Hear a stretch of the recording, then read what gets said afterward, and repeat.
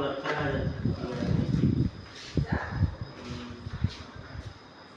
क्या देना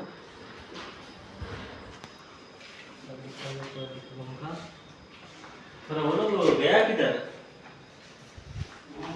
सफाई करनी है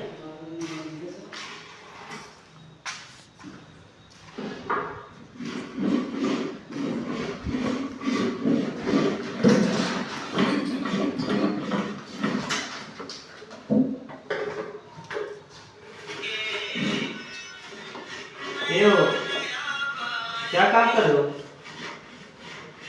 मोबाइल चला उसकी पगार इससे ही ले रहे हो तुम तो कथी भी देते रहो पगार करो तो ऐसे काम करो तो कैसे हो हाथ में फोन चला के तो बैठे हुए हो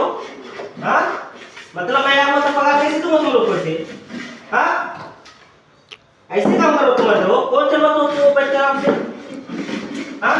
ना हमारा हिसाब तो हमारा घरे जाएगा ऐसे कैसे